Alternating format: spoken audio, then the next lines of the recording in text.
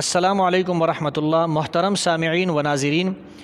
اگر آپ یہ چاہتے ہیں کہ پاکستان محفوظ رہے، اگر آپ یہ چاہتے ہیں کہ آپ کی اولاد محفوظ رہے، تو اس ویڈیو کو شروع سے لے کر آخر تک سنیں اور زیادہ سے زیادہ جتنا آپ سے ہو سکتا ہے اس ویڈیو کو شیئر کریں، تاکہ خاص طور پر پاکستان کے مسلمان اور عام طور پر پوری دنیا کے مسلمان وہ دنیا کے اندر بھی خسارے سے محفوظ ہو جائے اور آخرت کے نقصان سے بھی محفوظ ہو جائیں۔ ویڈیو کے اندر جو کچھ میں آپ کو بتانے جا رہا ہوں وہ یہ ہے کہ یونیورسٹی کے ایک اسٹوڈنٹ اور ایک طالب علم نے مجھے ایک ویڈیو جو ہے واٹس ایپ کی، جس کے اندر ڈیلی پاکستان پر بھائی یاسر شامی صاحب کو 8 مارچ 2021 کو 2 نوجوانوں نے انٹرویو دیتے ہوئے زنا اور ہم جنس پرستی کو قرآن سے جائز کرنے کی گمراہ کن کوشش کی ہے، اور انہوں نے یہ کوشش کی ہے کہ قرآن سے زنا کو بھی ثابت کرے اور قرآن سے ہم جنس پرستی کو بھی ثابت کریں۔ ویسے باتیں تو بہت ساری آپ نے عورت مارچ سے متعلق، آزادی مارچ سے متعلق سنی ہے۔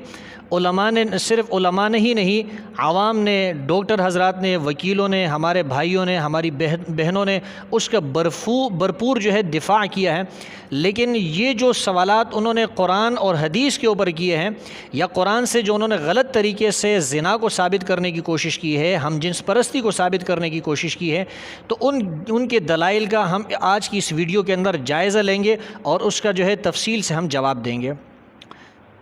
ان کی پہلی دلیل ان کی یہ ہے کہ سورہ دہر کی آیت نمبر 3 کے اندر اللہ تعالیٰ نے انسان کو اختیار دیا ہے۔ انسان کی مرضی ہے، چاہے وہ شکر کرے چاہے وہ ناشکری کرے، اللہ نے اس کو اجازت دی ہے۔ لہٰذا وہ اس سے یہ ثابت کرتے ہیں کہ لڑکا لڑکے کے ساتھ اور لڑکی لڑکی کے ساتھ شادی کر سکتا ہے، یعنی جس کو آپ زنا کہہ سکتے ہیں یا جس کو آپ ہم جنس پرستی بھی کہہ سکتے ہیں، وہ یہ کہتے ہیں کہ یہ جائز ہے اور اس طرح کرنا قرآن سے ثابت ہے سورہ دہر کی آیت نمبر 3 سے، کہ جس میں اللہ نے انسان کو اختیار دے دیا ہے کہ انسان کی مرضی ہے، چاہے وہ لڑکا لڑکے کے ساتھ شادی کرے، لڑکی لڑکی کے ساتھ شادی کرے۔ یہ ہے ان کی دلیل۔ اس دلیل کا جو پہلا جواب ہے وہ اسی سورہ دہر کی آیت نمبر 4 کے اندر موجود ہے۔ آیت نمبر 3 سے انہوں نے غلط طریقے سے دلیل پیش کرنے کی کوشش کی ہے، اور اس کی اگلی آیت میں اللہ نے اس کا جواب دیا ہے۔ سورہ دہر کی آیت نمبر 4 میں اللہ فرماتے ہیں کہ اپنی مرضی چلانے والے کافر ہیں، اور کافروں کے لیے اللہ تعالیٰ نے عذاب، زنجیریں، بیڑیاں اور طوق وغیرہ اس قسم کی سزائیں تیار کی ہیں، اور جو اللہ کی مرضی پر چلنے والے ہیں ان کے لیے اللہ نے نعمتیں تیار کی ہیں۔ اس سے ہمیں معلوم ہوا کہ اللہ تعالیٰ فرماتے ہیں کہ اپنی مرضی تمہاری نہیں چلے گی۔ اللہ نے راستے دونوں بتا دیے ہیں، سیدھا راستہ بھی بتا دیا ہے، غلط راستہ بھی بتا دیا ہے۔ مرضی ہے تم شکر کر کے اللہ کے فرما بردار بن کے انعامات کے حاصل کرنے والے بنو، یا اللہ کی ناشکری کر کے، نافرمانی کر کے اللہ کے عذاب کے مستحق بنو۔ تو اس سے معلوم ہوتا ہے کہ انسان کو اختیار نہیں، بلکہ اللہ تعالیٰ نے ان کو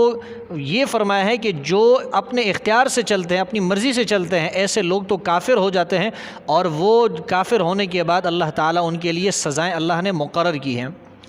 دوسرا جواب یہ ہے کہ سورہ شمس کی آیت نمبر 29 کے اندر، 29 کے اندر اللہ تعالیٰ فرماتے ہیں کہ تمہاری اپنی مرضی نہیں چلے گی، بلکہ اللہ تعالیٰ کی مرضی چلے گی، وہی ہوگا جو اللہ کی مرضی ہوگی، تمہاری مرضی نہیں چلے گی۔ تو قرآن سے ہمیں یہ بات ثابت ہو گئی کہ انسان کی اپنی مرضی نہیں چلے گی۔ جب انسان کی اپنی مرضی نہیں چلتی، لہٰذا لڑکا لڑکے کے ساتھ، لڑکی لڑکی کے ساتھ شادی کرنا یہ اس کے لیے جائز نہیں۔ تیسرا جواب سورہ بنی اسرائیل کی آیت نمبر 32 یعنی 32 کے اندر ہے، جس میں اللہ تعالیٰ نے فرمایا کہ زنا کرنا تو دور کی بات ہے، زنا کے قریب بھی نہیں جانا، کیونکہ یہ بے حیائی ہے اور یہ برا راستہ ہے۔ سورہ بنی اسرائیل کی آیت نمبر 32 سے ہمیں معلوم ہو گیا کہ اللہ تعالیٰ فرماتے زنا کے قریب نہیں جانا ہے، زنا نہیں کرنا ہے، تو اللہ تعالیٰ نے انسان سے اختیار لے لیا ہے، انسان کو اختیار حاصل نہیں ہے۔ اسی طرح سورہ بنی اسرائیل کی آیت نمبر 37 کے اندر اللہ تعالیٰ فرماتے ہیں کہ زمین کے اندر اکڑ کر مت چلو، زمین پر اکڑ کر مت چلو۔ تو اللہ فرماتے ہیں اپنی مرضی نہیں کرنی ہے، اکڑ کے نہیں چلنا ہے، بلکہ عاجزی کے ساتھ، تواضع کے ساتھ تم نے چلنا ہے۔ تو اگر انسان کی اپنی مرضی چلتی ہوتی تو اللہ تعالیٰ پھر زنا سے کیوں منع کرتے ہیں؟ اگر انسان کی اپنی مرضی چلتی تو پھر اللہ تعالیٰ انسان کو اکڑ کر چلنے سے کیوں منع فرماتے ہیں؟ اگر انسان کی مرضی چلتی تو سورہ نور کی ابتدائی آیات کے اندر اللہ تعالیٰ زنا کرنے والے مرد اور زنا کرنے والی عورت کے لیے کوڑوں کی سزا کیوں مقرر فرماتے ہیں؟ معلوم ہوتا ہے کہ انسان کی اپنی مرضی نہیں چلتی ہے۔ ان کی دوسری دلیل یہ ہے کہ سورہ توبہ کی آیت نمبر 71 آیت نمبر 71 کے اندر اللہ تعالیٰ نے فرمایا کہ لڑکا لڑکی کو دوست بنا سکتا ہے۔ حالانکہ اس آیت کے اندر انہوں نے بالکل تحریف کرنے کی کوشش کی ہے۔ اس آیت کا اس دلیل کا جواب یہ ہے کہ صحیح ترجمہ اس آیت کا یہ ہے کہ ایمان والے مرد اور ایمان والی عورتیں ان میں سے بعض کے دوست ہیں۔ اس کا مطلب یہ ہے، یہ مطلب اس کا نہیں کہ ان میں سے لڑکا لڑکی کو دوست بنا سکتا ہے، لڑکی لڑکے کو دوست بنا سکتا ہے۔ اللہ تعالیٰ اس کی اجازت نہیں دے رہے ہیں، بلکہ اللہ تعالیٰ اس میں یہ بتانا چاہتے ہیں کہ ایمان والے مرد ہو یا ایمان والی عورتیں ہو، یہ ایک دوسرے کے حمایتی ہے، ایک دوسرے کے مددگار ہیں۔ تو ظاہر سی بات ہے مسلمان پوری دنیا کے اندر کہیں پر بھی ہو، چاہے وہ کشمیر کے اندر ہو، چاہے وہ فلسطین کے اندر ہو، چاہے وہ افغانستان کے اندر ہو، چاہے وہ انڈیا کے اندر ہو، جو بھی مسلمان ہوگا وہ ہمارا بھائی ہے۔ تو مسلمان کی مدد کرنا اور اس کی حمایت کرنا یہ دوسرے مسلمان کا فرض بنتا ہے۔ اور میں اس کی تائید پیش کرتا ہوں سورہ بقرہ آیت نمبر 257 کے اندر، آیت نمبر 257 کے اندر اللہ تعالیٰ ارشاد فرماتے ہیں اللہ ولی الذین آمنوا، اللہ تعالیٰ ایمان والوں کے دوست ہیں۔ تو کیا مطلب اللہ تعالیٰ انسانوں کے دوست ہیں؟ نہیں، اس کا مطلب یہ ہے کہ اللہ تعالیٰ ایمان والوں کے مددگار ہے۔ اور آگے خود اللہ نے اسی آیت میں فرمایا کہ یخرجہم من الظلمات الی النور، کیسے اللہ ایمان والوں کی مدد کرتے ہیں؟ اللہ کیسے دوست ہیں؟ یعنی ایمان والوں کو اللہ تعالیٰ اندھیروں سے نکال کر روشنی کی طرف لے جاتے ہیں۔ اس کا ایک جواب یہ بھی ہے کہ خود اسی آیت کے اندر جو انہوں نے بطور دلیل کی پیش کی ہے سورہ توبہ کی آیت نمبر 71، خود اس آیت کے اندر اللہ تعالیٰ نے آگے فرمایا ہے کہ ایمان والے مرد اور ایمان والی عورتیں اللہ اور اس کی رسول کی اطاعت کرتے ہیں۔ جو ایمان والے مرد ہوں گے، جو ایمان والی عورتیں ہوں گی، وہ اللہ کی بھی اطاعت کرے گی اور اللہ کے رسول کی اطاعت بھی کرے گی۔ اور اللہ تعالیٰ کی اطاعت تب ہو سکتی ہے کہ جب آپ اللہ تعالیٰ کی کتاب پہ عمل کریں، اور اللہ تعالیٰ نے اپنی کتاب قرآن مجید کے اندر سورہ نساء کی آیت نمبر 25 کے اندر 25 کے اندر اور سورہ مائدہ کی آیت نمبر 5 کے اندر اس بات سے منع فرمایا ہے کہ لڑکا لڑکی کے ساتھ دوستی لگائے یعنی زنا کرے۔ اللہ تعالیٰ نے اس بات کی اجازت نہیں دی کہ کوئی لڑکا لڑکی کے ساتھ دوستی لگائے اور اس کے ساتھ زنا بالرضا یا زنا بالجبر کرے، اس کی کوئی اجازت اللہ تعالیٰ نے نہیں دی ہے۔ تو یہ ان لوگوں کے دلائل پر آپ ذرا اندازہ لگائیں، اس پر غور کریں کہ وہ کس طریقے سے یہ ثابت کرنا چاہتے تھے کہ اللہ نے انسان کو اختیار دیا ہے۔ میں نے آپ کے سامنے یہ بات واضح کر دی کہ اللہ نے انسان کو اختیار بھی نہیں دیا۔ دوسری بات ان کی یہ تھی کہ لڑکا لڑکی کے ساتھ، لڑکی لڑکے کے ساتھ دوستی کر سکتا ہے، اس کی بھی ہم نے نفی کر دی اور یہ بتا دیا کہ قرآن کی ان آیات کا انہوں نے جو مفہوم بیان کیا تھا وہ بالکل غلط مفہوم بیان کیا تھا اور انہوں نے اس کی غلط تشریح کی تھی۔ ان کی تیسری دلیل، اور یا یوں بھی آپ کہہ سکتے ہیں کہ ان کا دعویٰ یہ ہے کہ مرد اور عورت جو ہے یہ برابر ہے، وہ مرد اور عورت کے درمیان ایکولنسی اور برابری جو ہے وہ ثابت کرنا چاہتے ہیں۔ اور ان کی دلیل یہ ہے، وہ یہ کہتے ہیں کہ سورہ نساء کی پہلی آیت میں اللہ تعالیٰ نے فرمایا ہے کہ اللہ نے تمہیں ایک جان سے پیدا کیا ہے۔ جب اللہ نے تمہیں ایک جان سے پیدا کیا ہے لہٰذا مرد ہو یا عورت یہ سب برابر ہیں۔ اس کا پہلا جواب تو آپ یہ سمجھ لیجئے کہ اس سورہ نساء کی آیت نمبر 1 کے اندر اللہ تعالیٰ نے برابری کو بیان کرنا، اللہ تعالیٰ کا مقصد یہ نہیں کہ اللہ تعالیٰ برابری کو بیان کرنا چاہتے ہیں، یہ اللہ کا مقصد نہیں، بلکہ یہاں کئی چیزیں مقصود ہیں۔ ان میں سے ایک بات تو یہ ہے کہ اللہ تعالیٰ یہ بتانا چاہتے ہیں کہ میاں بیوی کے جو حقوق ہیں نا وہ ایک دوسرے پر لازم ہے کہ اس کو ادا کریں۔ شوہر بیوی کے حقوق ادا کرے، بیوی جو ہے وہ شوہر کے حقوق ادا کرے۔ اچھا، اس میں یہ بھی یاد رہے کہ جس موصوف نے اس آیت کو کوٹ کیا ہے اور اس آیت کو بطور دلیل کے پیش کیا ہے، وہ یہ بھی بتانا چاہتے ہیں کہ اس آیت کے اندر اللہ تعالیٰ نے مرد اور عورت کا ذکر کیا ہے اور ساتھ یہ فرمایا کہ یہ دونوں برابر ہیں۔ اور ان کا کہنا یہ ہے کہ مرد شوہر کو تو بیوی کے اوپر فضیلت حاصل ہو سکتی ہے، جب کہ مرد کماتا ہو۔ اگر بیوی کماتی ہے تو پھر بیوی کو فضیلت حاصل ہے، مرد کماتا ہو تو پھر مرد کو فضیلت حاصل ہے۔ ان کا کہنا یہ ہے کہ قرآن کے اندر جہاں کہیں بھی اللہ نے ایڈریس کیا وہ شوہر کو ایڈریس کیا ہے کہ شوہر جو ہے اس کو فضیلت حاصل ہو سکتی ہے بیوی کے اوپر، جب کہ وہ بیوی کے نفقے اور خرچے کو برداشت کرتا ہو۔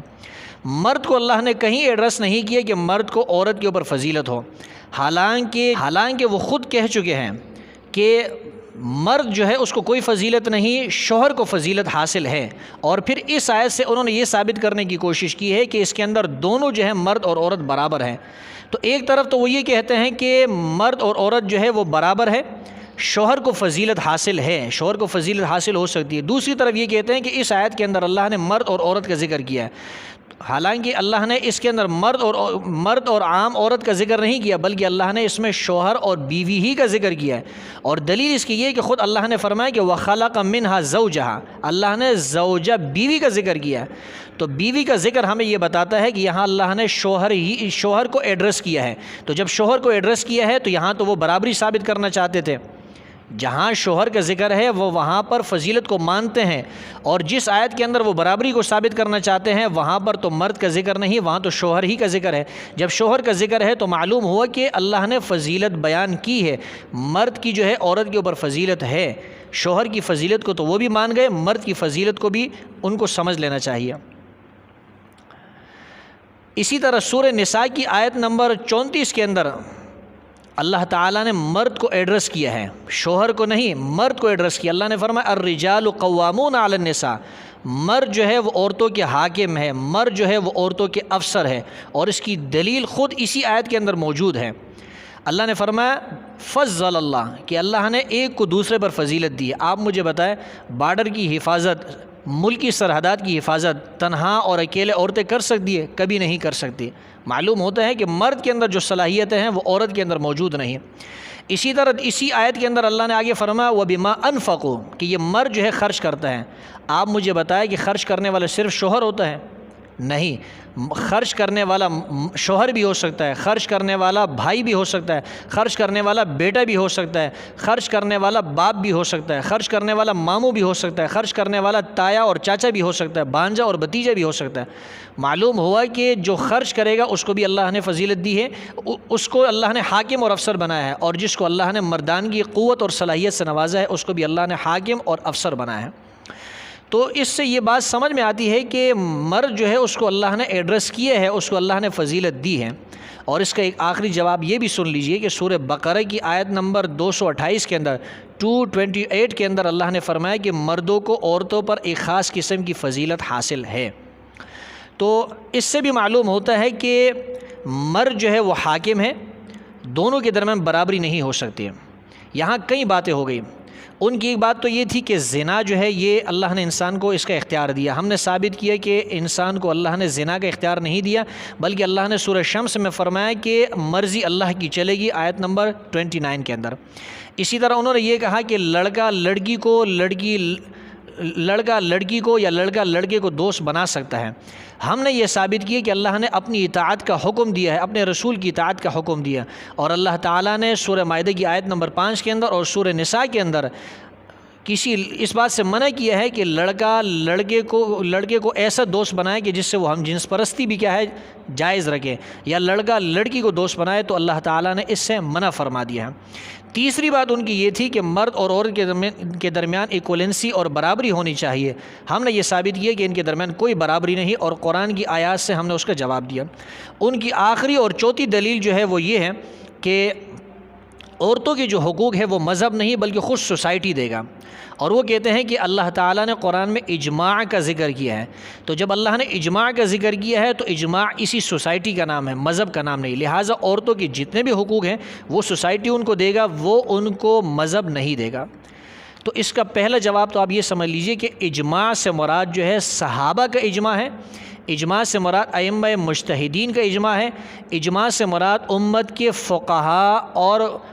امت کے علماء کا اجماع مراد ہے۔ سوسائٹی کے ہر ایرے غیرے نتو خیرے کا اجماع اس سے مراد نہیں ہے، اس لیے کہ جو لوگ علم اور عمل سے خالی ہو، تو علم اور عمل سے خالی لوگوں کی عددی اکثریت کو تو اللہ تعالیٰ نے سورہ مائدہ کی آیت نمبر 100 کے اندر پلید اور گندی چیز کی کثرت فرمایا اللہ تعالیٰ نے سورہ مائدہ کی آیت نمبر 100 کے اندر کہ پلید اور گندی چیز کی کثرت انسان کو اچھی لگتی ہے، لیکن زیادہ پلید اور گندی چیز تھوڑی پاک چیز کا مقابلہ نہیں کر سکتی ہے۔ ایک چیز پاک ہے تھوڑی ہے، دوسری چیز پلید ہے زیادہ ہے، وہ زیادہ پلید چیز، نجس چیز، گندی چیز اس تھوڑی پاک چیز کا مقابلہ نہیں کر سکتی۔ تو جو انسان عمل سے بھی خالی ہے، علم بھی اس کے پاس نہیں ہے، فسق و فجور کے اندر مبتلا ہے، اس کے اجماع کا کوئی اعتبار نہیں، اس کے اجماع کا اعتبار نہیں ہو سکتا، یعنی سوسائٹی کے اجماع کا کوئی اعتبار نہیں۔ اعتبار اگر ہے وہ امت کے فقہاء کا، امت کے مجتہدین کا اور صحابہ کے اجماع کا اعتبار ہے، اور صحابہ کا اس پر اجماع ہے، ائمہ مجتہدین کا اس پر اجماع ہے، فقہاء امت کا اس پر اجماع ہے کہ مرد کے ساتھ، عورت کے ساتھ شادی نہیں کر سکتا، لڑکا لڑکے کو، لڑکی کو دوست نہیں بنا سکتے۔ اسی طرح اس پر بھی اجماع ہے، اتفاق ہے، بلکہ قرآن کی نصوص سے واضح ہے کہ زنا جو ہے یہ کبھی جائز نہیں ہو سکتا، انسان کو اس کا اختیار نہیں مل سکتا۔ اسی طرح صحابہ کا، ائمہ مجتہدین کا اور فقہاء امت کا اس پر بھی اجماع ہے کہ مرد اور عورت جو ہے یہ برابر نہیں، بلکہ اللہ نے ان میں فرق رکھا ہے۔ دوسرا جواب یہ ہے کہ جناب اجماع تو ان چیزوں کے اندر کرنی پڑتی ہے کہ جو قرآن اور حدیث کے اندر صاف لفظوں کے اندر موجود نہ ہو، واضح اور واشگاف الفاظ کے اندر موجود نہ ہو، یعنی فروعی مسائل کے اندر اجماع کیا جاتا ہے۔ حالانکہ زنا ہو گیا، لڑکے کا لڑکی کے ساتھ یا لڑکے کے ساتھ ہم جنس پرستی کرنا یا دوستی لگانا، یا مرد کا اور عورت کے درمیان برابری کو ثابت کرنا، یہ ایسی چیزیں ہیں کہ جو قرآن اور حدیث کے اندر اللہ نے بیان کر دی ہے، اور یوں اللہ نے بیان کیا کہ زنا بھی ناجائز ہے، لڑکے کا لڑکی کے ساتھ، لڑکی کا لڑکی کے ساتھ، اور کسی لڑکے کا لڑکی کے ساتھ ناجائز تعلقات اور دوستی قائم کرنا، یہ سب ناجائز ہیں۔ آخر کے اندر میں آپ سے ایک بات یہ بھی ذکر کرتا چلوں کہ یہ جو لوگ اس قسم کے حقوق کی بات کرتے ہیں، عورتوں کے حقوق کی، یاد رہے کہ اقوام متحدہ نے عالمی ایک چارٹر بنایا ہوا ہے، اور اس چارٹر کا خلاصہ میں آپ کو یہ بتاؤں، وہ یہ ہے کہ انسان کسی مذہب کا پابند نہیں ہونا چاہیے، چاہے آسمانی مذہب ہو یا غیر آسمانی مذہب ہو۔ وہ یہ کہتے ہیں کہ انسان نہ کسی عیسائی مذہب کا، نہ یہودی مذہب کا، نہ کسی سکھ مذہب کا، نہ کسی ہندو مذہب کا، نہ کسی اسلام کا پابند ہونا چاہیے۔ اس کو بالکل آزاد چھوڑ دو، چاہے مرد کے ساتھ جو ہے وہ شادی کرے، عورت کے ساتھ شادی کرے، چاہے کوئی زنا کرے، چاہے وہ کپڑے اتار کر سر عام جو ہے وہ زنا کرے، روڈوں پہ ننگے گھومے پھرے، اس کی انسان کو مکمل اجازت ہونی چاہیے۔ انسان کو اگر کسی مذہب کا پابند کر دیا جائے تو یہ انسان کے ساتھ ظلم ہے۔ یاد رہے یہ جو لوگ حقوق کی بات کرتے ہیں، عورت کی حقوق کی بات کرتے ہیں، آزادی مارچ کی بات کرتے ہیں، یہ قرآن حدیث کو نہیں مانتے، یہ قرآن اور حدیث سے اپنے آپ کو آزاد کرنا چاہتے ہیں۔ ورنہ آپ اس 8 مارچ 2021 کو آپ دیکھ چکے ہیں کہ سکھوں نے بھی یہ بات بتا دی ہے، ہندوؤں نے بھی یہ بات بتا دی ہے کہ یہ جو لوگ حقوق مانگ رہے ہیں، یہ حقوق نہیں مانگ رہے، یہ بے حیائی مانگ رہے ہیں۔ یہ چاہتے ہیں کہ یہاں زنا جو ہے وہ عام ہو جائے، یہ چاہتے ہیں کہ ہم جنس پرستی عام ہو جائے، یہ چاہتے ہیں کہ یہاں پر ہم اسلامی قوانین کے پابند نہ ہو، ہم قرآن اور حدیث کے پابند نہ ہو، ہم کسی مذہب کے پابند نہ ہو۔ یہ اللہ اور اس کے رسول سے اپنے آپ کو آزاد کرنا چاہتے ہیں۔ بلکہ میرے پاس ویڈیو ہے، مجھے رات کو تقریباً 11-12 بجے کسی دوست نے یہ ویڈیو بھیجی ہے، اور اس کے اندر وہ عورت نعرے لگا رہی ہے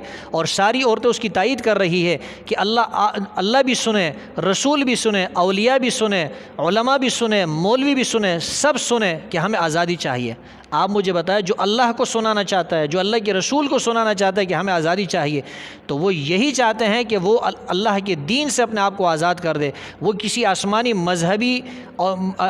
مذہب سے، آسمانی کتاب سے اپنے آپ کو آزاد کرنا چاہتے ہیں، وہ مکمل طور پہ جانوروں کی طرح زندگی گزارنا چاہتے ہیں۔ یاد رہے کہ جس معاشرے کے اندر یہ قوانین پاس ہو چکے ہیں، جس معاشرے کے اندر زنا کی اجازت ہے، جس معاشرے کے اندر لڑکے کو لڑکی کے ساتھ یا لڑکے کو لڑکے کے ساتھ، لڑکی کو لڑکی کے ساتھ دوستی لگانے کی اجازت ہے، وہ معاشرے تباہ ہو چکے ہیں۔ وہاں پر عورت کو پبلک پراپرٹی سمجھا جاتا ہے، وہاں کے نقصانات وہاں کے لوگ بھگت رہے ہیں۔ اگر آپ نے بھی ان لوگوں کے خلاف آواز نہیں اٹھائی تو یاد رکھنا کہ اس ملک کا بھی بہت برا حال ہوگا، اور پھر ایسے ہی لوگ پیدا ہوں گے کہ جو ملک کے اندر دہشت گردی کو پھیلائیں گے، ملک کے امن و امان کو خراب کریں گے، ملک کے نقصان کو پہنچائیں گے۔ اور ہم پہلے ہی اس ملک کے اندر تقریباً 70-80 ہزار لوگوں کی جانیں جو ہے وہ گنوا چکے ہیں، قربان کر چکے ہیں۔ مزید اس قوم کو مت آزمایا جائے، مزید اس قوم سے مزید قربانیاں نہ لی جائے، مزید اس ملک کو جو ہے دو ٹکڑے کرنے کی، تباہ کرنے کی کوشش نہ کی جائے۔ آپ کو معلوم ہے مہنگائی کتنی زیادہ ہو گئی ہے، لوگ ویسے ہی پریشان ہیں۔ اگر یہ مسئلہ بھی کھڑا کر دیا گیا، ان کو بھی بے حیائی کی اجازت دے دی گئی، تو صرف یہ نہیں کہ مہنگائی ہوگی، صرف یہ نہیں کہ آپ کا معاشرہ تباہ ہوگا، صرف یہ نہیں کہ آپ کی نسلیں تباہ ہوگی، صرف یہ نہیں کہ آپ کا یہ ملک تباہ ہوگا، بلکہ اللہ تعالیٰ کا عذاب بھی آپ پر مسلط ہو سکتا ہے۔ اور آخری ایک بات آپ سے یہ بھی عرض کرتا چلوں کہ یہ جو لڑکے کا لڑکی کے ساتھ، لڑکی کا لڑکی کے ساتھ، یعنی جو ہم جنس پرستی ہے یا یہ جو زنا ہے، ڈاکٹر حضرات کہتے ہیں کہ اس کے طبی طور پہ بہت زیادہ نقصانات ہیں، اور اسی سے جو ہے نا ایڈز اور اس طرح کی بیماریاں پیدا ہوتی ہیں۔ ہمارے ایک دوست ہے، پروفیسر ہے کراچی کے ایک بہت بڑے ہاسپٹل کے اندر، تو میں نے ان سے پوچھا کہ یہ ایڈز کیوں ہوتا ہے۔ انہوں نے مجھے کئی چیزیں بتائی، ان میں سے ایک یہ تھا کہ جو بلیڈ استعمال ہو جائے اس کو دوبارہ استعمال کیا جائے تو اس سے بھی جو ہے نا ایڈز اور اس قسم کی بیماریاں پیدا ہوتی ہے۔ دوسری وجہ انہوں نے یہ بتائی کہ ایک آدمی کا خون اگر دوسرے کو چڑھا دیا جائے اور اس کے اندر جراثیم ہو، ٹیسٹ وغیرہ نہ کیا ہو، اس سے بھی جو ہے نا کیا ایڈز اور اس قسم کی بیماریاں پیدا ہوتی ہے۔ اور تیسری چیز انہوں نے یہ بتائی کہ یہ جو لوگ زنا کرتے ہیں یا مرد کے ساتھ جو ہم جنس پرستی کرتا ہے، تو اس کی وجہ سے بھی ایڈز اور اس قسم کی بیماریاں پیدا ہوتی ہیں۔ اللہ تعالیٰ تمام مسلمانوں کو ان جسمانی بیماریوں سے اور روحانی بیماریوں سے محفوظ فرمائے۔